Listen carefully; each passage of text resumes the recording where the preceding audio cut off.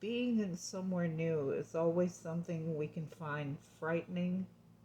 Listening to every sound and picturing some horrible outcome, watching shadows and letting our imagination slowly shape them into some monster from our childhood or a killer waiting for their moment to pounce. Most times, somewhere new can be exciting, a new home or apartment, a vacation we treat ourselves to. It's a strange new change of scenery and a memory we make towards a first step in a change in our lives. But sometimes that bump in the night is exactly what we imagine, and the outcome is something gruesome. Cabin 28, the Caddy Murders. Before we begin, I'd like to welcome any new listeners and subscribers. I'm your host, Kathy, and welcome to Inner Darkness Podcast. For those of you returning, or those of you who have been with me since this podcast started, thank you for coming back again and again. Now on to the show. Keddie Cabin is known for being a small rural area in Keddie, California. In July of 1979, Sue Sharp, along with her 5 children, left their home in Connecticut after she had separated from her abusive husband, James Sharp. It's said James was physically abusive to Sue, as well as possibly molesting 2 of the couple's daughters. Sue decided to relocate to Northern California, where her brother Don was living at the time. The following fall, she moved to house number 28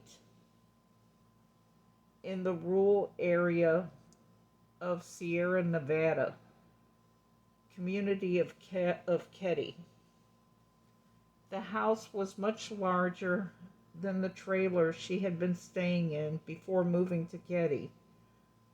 There she resided with her 15-year-old son, John, 14-year-old daughter, Sheila, 12-year-old daughter, Tina, and 2 younger sons, Rick and Greg.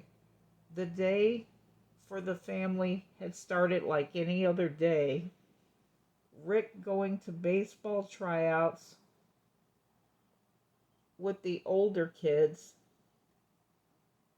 hitchhiked to downtown area where a few people saw them.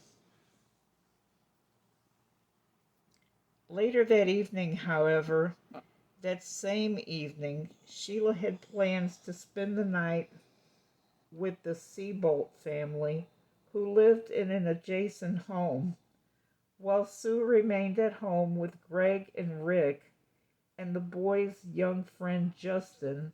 Sheila departed shortly after 8 p.m., leaving her mother alone with the youngest kids. Her younger sister Tina, who had been watching television at the Seabolts, returned home to Cabin 28 around 9:30 p.m.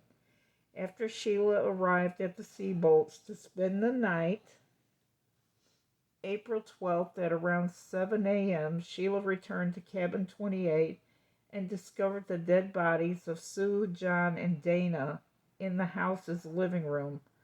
All 3 had been bound with adhesive tape and wire. Her younger sister Tina was nowhere to be found.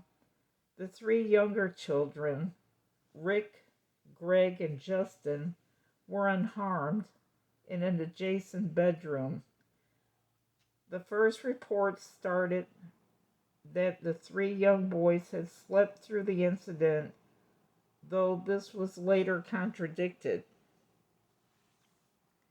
After discovering the body, Sheila ran back to the Seabolt's house. James Seabolt retrieved Rick, Greg, and Justin through the bedroom window. He later admitted to having briefly entered the home through the back door to see if anyone was still alive. which was potentially contaminating evidence in the process. The murders of Sue, John, and Dana were notably vicious. They found two bloody knives and one hammer at the scene. One of the knives, a steel knife they later determined to have been used in the murders, had been bent at roughly 30 degrees. Blood splatter evidence, which was found inside the home, told police that the murders of Sue, John, and Dana had all taken place in the living room. Sue was discovered on her side near the living room sofa. Nude from the waist down, she had been gagged with a blue bandana and her own panties, which had been secured with tape. She had been stabbed in the chest, and her throat was stabbed horizontally. The wound went through her larynx and nicked her spine, and on the side of her head was an imprint matching the blunt of a pellet knife. John's throat had been slashed, and Dana had suffered multiple head injuries and had been manually strangled to death. Both John and Dana suffered blunt force trauma to their heads, caused by a hammer. Sheila and the Seabolt family told the authorities they hadn't heard any communication during the night. However, a couple living in cabin 16 said they had been awakened at 1:15 by what sounded like muffled screaming. Sketches of the two men were drawn based on Justin's description of them under hypnosis, but neither man has ever been found to this day. On April 22, 1984, 3 years and 11 days after the murders and Tina's disappearance near Feather Falls in neighboring Buddy County, pieces of bone were found roughly 100 miles from the murder scene in Keddie.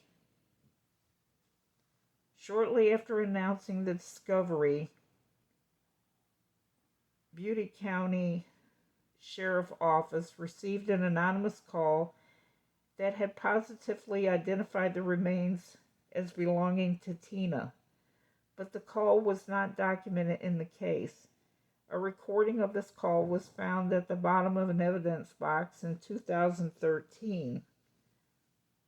The remains were confirmed by a forensic pathologist to be those of Tina Sharp. In June. Near her remains, detectives also discovered a blue nylon jacket, a blanket, a pair of Levi Strauss jeans, and a missing backpack, and an empty surgical tape dispenser. On March 24, 2016, a hammer matching the description of the hammer Martin claimed to have lost was discovered in a local pond and taken into evidence.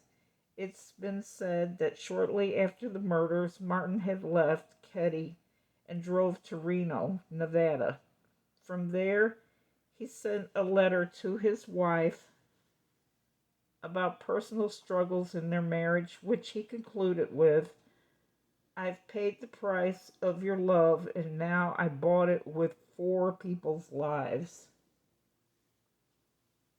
In April 2018, DNA evidence recovered from a piece of tape at the crime scene matched that of a known living suspect. As of this episode, there has been no further updates to the case, but maybe, just maybe, a face and a reason will be placed to this brutal and horrible crime. What happened that night is something none of us know, but maybe eventually the real reason for these murders will finally come to surface. Thank you all so much for listening. If you have any recommendations, please feel free to comment or contact me. I'm on all social media, and they are all linked on this page. If you would like to support the show, You can find me on Patreon, which is linked as well. Please feel free to leave a like and rate and review if you enjoy the show. I'd love to hear from you guys as well as your thoughts on the case.